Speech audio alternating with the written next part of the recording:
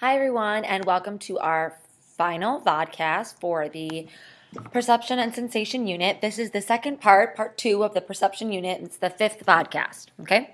So I'm going to finish up talking about the different ways that your brain perceives or understands information, right? So remember, sensation is the detecting of things from the environment through your senses, excuse me.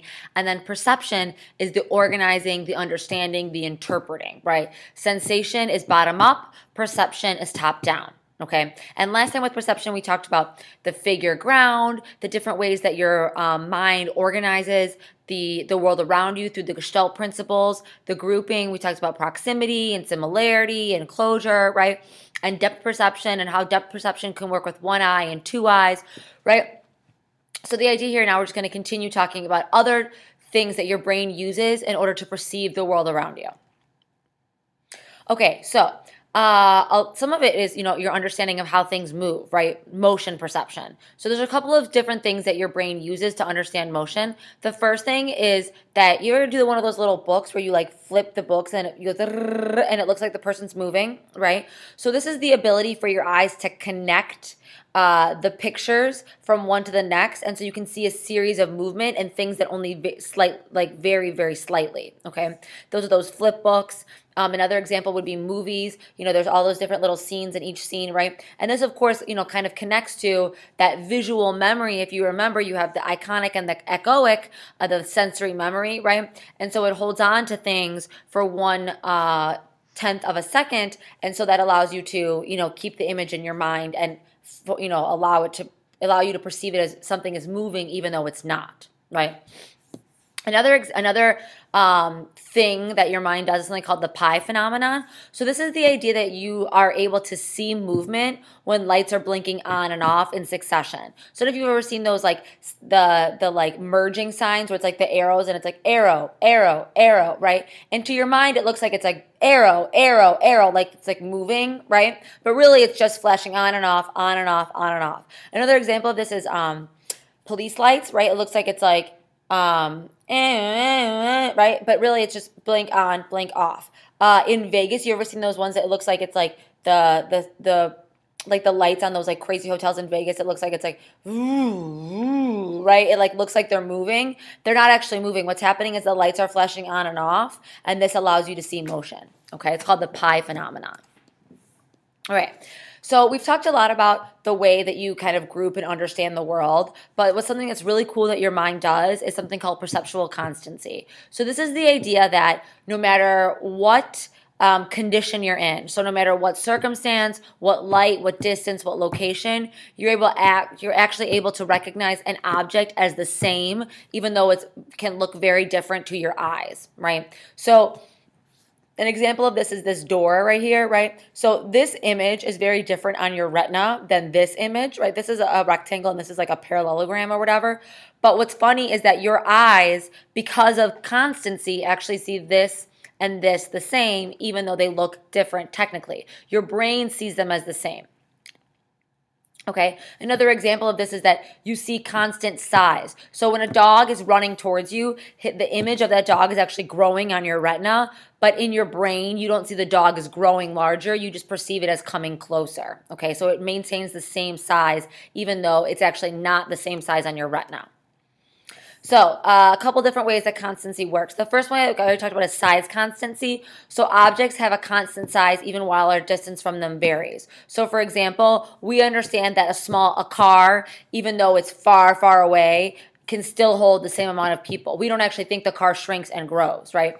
And because you're so used to size constancy, that's how a lot of these visual illusions work. So if you look here, right?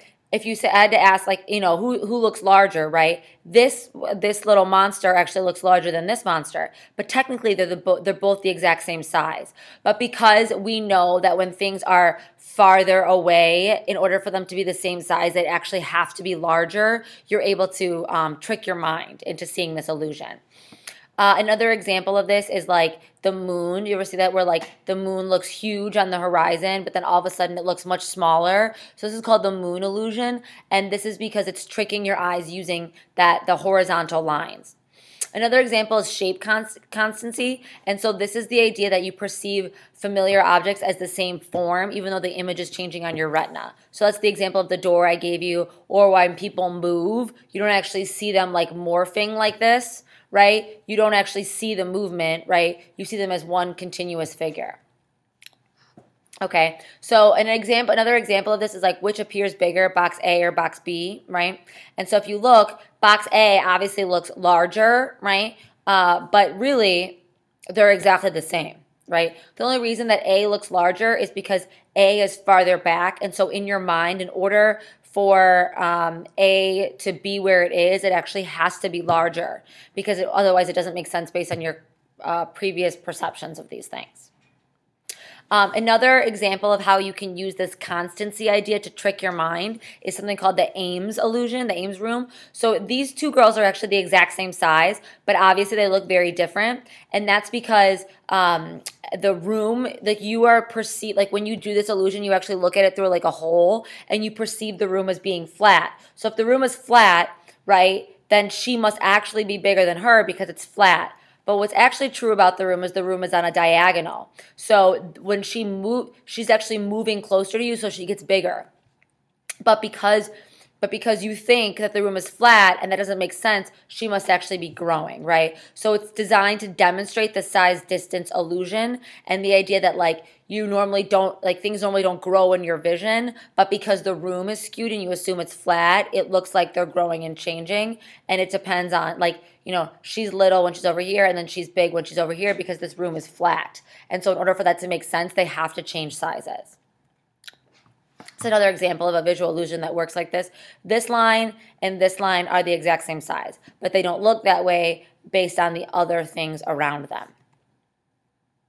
Okay, another example of constancy is brightness constancy. This is the idea that you perceive an object as having a constant brightness even when it reflects different amount of lights. And then color constancy. So this is the idea that you perceive an object as having a constant color even when the wavelength changes. So for example, a green leaf on a brown tree might actually be giving off light waves that would make it look brown and dim light, but you still see the leaf as green because you know the leaf is green. So the color doesn't change. If you didn't know it was a leaf, and you like only saw a part of it, right? You weren't able to understand what the actual thing was supposed to look like, you would actually see the color changing. So here's an example of this. If you look like what looks darker, A or B, right? Most of you will say A, right? Box A is darker, okay, than box B. But watch this. A and B are actually the exact same color. I know, right? Crazy. So the way that this works is because your mind wants to see things as constant, and so it judges the colors based on other colors around it. Okay, so here's that again, just to really freak you out. Okay, here's another example of this, right? I already showed you this. Okay, how do you interpret the world around you, and how is perceptual interpretation important, right? So Kant says that your knowledge comes from inborn ways, and Locke argues that you learn perceptual interpretation from the world around you. So how important is your experience in shaping your perceptions? So what we find is that experience is incredibly important in shaping your perceptions. In adults, if you have cataract surgery, blind adults regained their sight, but they weren't able to see with the same ability that others were. So they were able to differentiate figure ground, which tells us that this is something that you're born with, but they couldn't distinguish between a circle and a triangle, which tells us this is something that you need through experience. And so they didn't have experience with sight, they never learned to tell the difference. So perception is a little bit inborn, and a little bit experience. Okay. Another example of this is after blind adults regained sight, they were able to recognize distinct features on a face, like a nose, eyes, whatever, but they weren't able to recognize an entire face. So that's another example of something that you learn to do with experience. Your senses are really cool in that they can actually adapt, especially your vision. Your visual ability can adjust to artificially displaced visual field. So if you put on glasses that like turn your perception 30 degrees or flip the world upside down, your eyes will actually adjust, and over time you can function just normally. People have flown airplanes with goggles on that flip the world upside down, because after a while your brain gets used to it and it adjusts. I have some of these and we're going to try them in class, so you'll see exactly what I mean. Okay, so last little bit. How do our expectations, context, emotions influence our perceptions. So the first thing is perceptual sets. I've talked about this, right? You have a mental predisposition or an expectation to see one thing and not another. So if you look here, right, this is be home by 5:13. But guess what? This 13 looks exactly like this B and this B, but because it's 5 ... you perceive it as a letter or as numbers, and over here you perceive it as letters, right? You perceive what you expect, not actually what's there. So here's another example of perceptual sets. Repeat these words. What's the white part of an egg called? How many of you said yolk, right? This is very similar. It's actually the egg white, right? Because this is the set, so you expected the next thing to sound like the other things. It's very similar to priming.